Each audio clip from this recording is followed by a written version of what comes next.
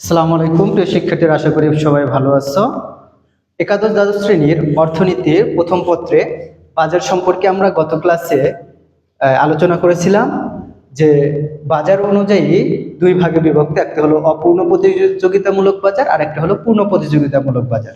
আজকে আমরা দেখব যে অপূর্ণ প্রতিযোগিতামূলক বাজার কোনগুলো। তাহলে অপূর্ণ প্রতিযোগিতামূলক বাজারের 7টা ভাগ রয়েছে। একটা হলো একচেটিয়া বাজার, যেটাকে বলা হয় মনোপলি মার্কেট। আরেকটা হলো একচেটিয়া প্রতিযোগিতামূলক বাজার। 3 নম্বরে হলো ডুওপলি বাজার। 4 নম্বর হলো অলিগোপলি বাজার। 5 নম্বর মনোপসনি বাজার। 6 নম্বর ডুওপসনি বাজার। 7 নম্বর দ্বিপাক্ষিক একচেটিয়ামূলক বাজার। আমরা এখন প্রত্যেক বাজারের সম্পর্কে একটু আলোচনা করি, দেখি আমরা। তাহলে একচেটিয়া বাজার যেটাকে বলা হয় হলো মনোপলি মার্কেট। তাহলে মনো অর্থ হলো এক, পলি অর্থ বিক্রেতা, অর্থাৎ যে বাজারে একজন মাত্র বিক্রেতা থাকে ও পণ্যের যোগান নিয়ন্ত্রিত থাকে তাকে একচেটিয়া বাজার বলে। এরপরে দেখি আমরা একচেটিয়া প্রতিযোগিতামূলক বাজার কি।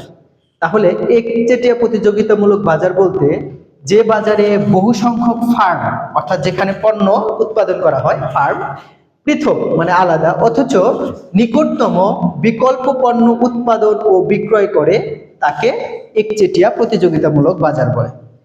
এরপরে 3 আছে হলো ডুওপলি বাজার। ডুও অর্থ দুই, পলি অর্থ বিক্রেতা, অর্থাৎ যে বাজারে দুজন বিক্রেতা ও অসংখ্য ক্রেতা থাকে তাকে ডুওপলি বাজার বলে। যে একজন দুইজন কি থাকবে, বিক্রেতা থাকবে এবং কি অসংখ্য ক্রেতা থাকবে, এই দুইজনের এদের ভিতরে যে বাজার গঠিত হয় তাকে বলা হয় হলো ডুওপলি বাজার। এরপর দেখি আমরা অলিগোপলি বাজার। তাহলে অলিগো অর্থ কিছু সংখ্যক, মানে কিছু সংখ্যক বলতে যে দুইয়ের অধিক কিন্তু কি বেশি নয়, এরকমকে বলা হয় কিছু সংখ্যক।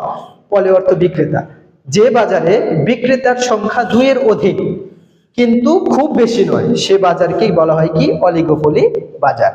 এরপর দেখি আমরা মনোপসনি বাজার। তাহলে মনো অর্থ হলো এক, এরপরে সনি অর্থ হলো ক্রেতা, অর্থাৎ যে বাজারে একজন ক্রেতা ও অসংখ্য বিক্রেতা থাকে তাকে সে বাজারকে বলা হয় কি মনোপসনি বাজার।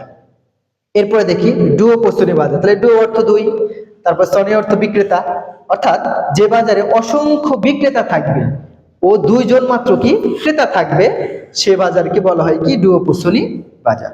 সর্বশেষ যে দ্বিপাক্ষিক একচেটিয়া বাজার। দ্বিপাক্ষিক মানে কি দুইটা পক্ষ থাকবে, অর্থাৎ যে বাজারে একজন ক্রেতা ও একজন মাত্র বিক্রেতা থাকবে তাকে দ্বিপাক্ষিক একচেটিয়া বাজার বলে।